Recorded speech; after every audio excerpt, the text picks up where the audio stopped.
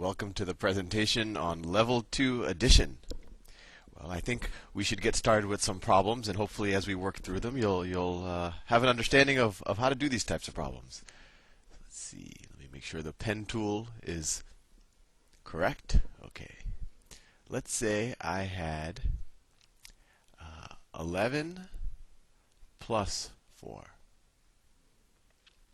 So at first you'd say, hey Sal, 11 plus 4, I don't know how to add two-digit numbers yet.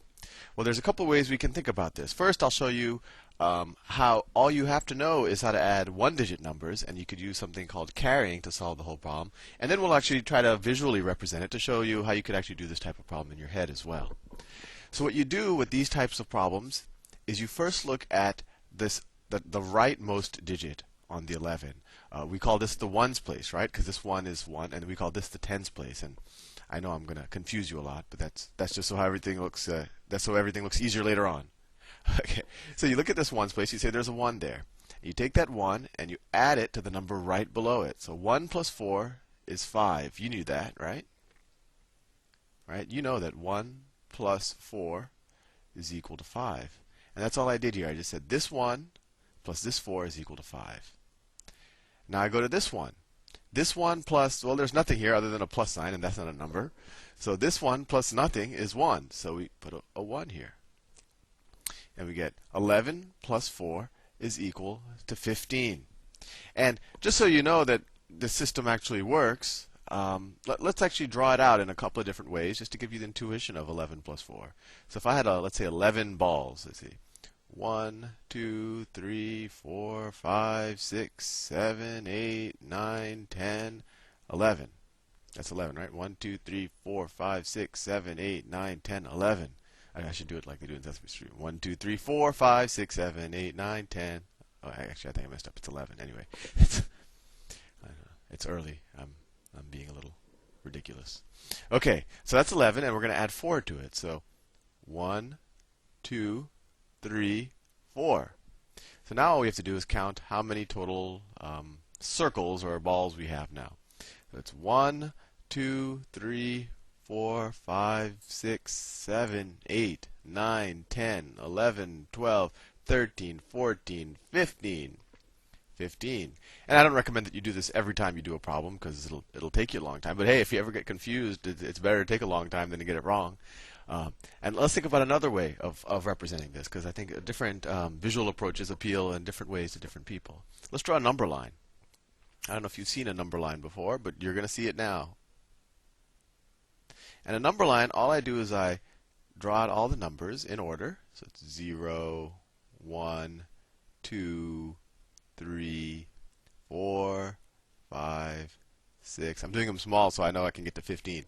6, 7, 8, 9, 10, 11, 12, 13, 14, 15, 16, 17, 18, and so on. And these arrows mean that the numbers keep going in both directions. And I know this is a little early for you to learn this, but actually the numbers can actually keep going to the left below 0 as well. I'll leave you to think about that.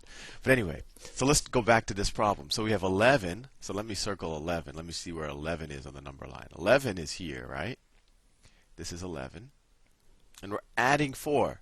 So when you add, that means we're going to increase 11 by 4. So that when you increase, we're going to go up the number line, right? Or we're going to go to the right on the number line because the numbers are getting bigger. So we'd go 1, 2, 3, 4. Bam! We're at 15. Once again, this takes a long time, but if you ever get confused or you forget what 1 plus 4 is, although I don't think you should, then you could just do it this way. Let's do some maybe harder problems now. Let's do 28 plus 7. Okay, 8 plus 7. I'll tell you frankly, even to this day, I sometimes get confused with 8 plus 7. So let's if you know the answer, then you already know how to do this problem. You could just write whatever the answer is down here. But let's draw it out on the number line, just because I think a little bit of just more basic addition practice isn't unwarranted at this point. So we could draw it with the number line again, 8 plus 7. And this time I'm not going to start at 0. I'll start at like 5, because you know if you keep going, you'll get to 0 eventually. So let's say you get 5, 6, 7, 8, 9, 10, 11, 12, 13, 14, 15, 16, 17, 18, and so on. It'll keep going all the way to 100 and 1,000 and a million, billion, trillion. So, what are we doing? We start at 8 because we're saying 8 plus 7, right? We want to figure out what 8 plus 7 is. So we start at 8, and we're going to add 7 to it. Let me change colors. So we go 1, 2, 3, 4, 5, 6, 7. Oh, that 15 shows up again. So 8 plus 7 is equal to 15. And over time, as you do practice, I think you'll memorize these, that 8 plus 7 is 15, or whatever, 6 plus 7 is 13, or any of these. But in the interim, it actually doesn't hurt to do this number line, because you actually are visualizing what's happening. And you can do it with the circles as well. So we know 8 plus 7 is 15. So this is a new thing you're going to learn right now. You don't write the whole 15 down here. You write the 5, right? You write this 5 right here. And then that 1, you carry the 1. You put it up there. And I think in a future presentation I'll explain why this works. And maybe you might even kind of have an intuition, because the 1 is in the tens place. And this is the tens place. I don't want to confuse you. So you have that 1, and now you add it to the 2. And you get 35, right? Because 1 plus 2 is equal to 3, right? And so you're done. 35. And you might ask, well, does that make sense that 28 plus 7 is 35? And there's a couple ways I'd like to think about this. Well, 8 plus 7 we know is 15, right? And I don't know how comfortable you are with higher numbers, but 18 plus 7, so let's look at this pattern. 8 plus 7 is equal to 15. 18 plus 7, and you're probably saying, Sal, where are you getting the 18 from? But just take my word for it. 18 plus 7 is 25. 28 plus 7 is equal to 35, which is the one that we just did. That's a check mark. And if you kept going, you said 38 plus 7. That actually equals 45. So you might see a little pattern here, and you can just sit and think about this for a little bit if you like. Maybe you pause the video. Another way you could think about this, if you still don't believe me, is to say, okay, if I have 28, if I add 1, I get 29.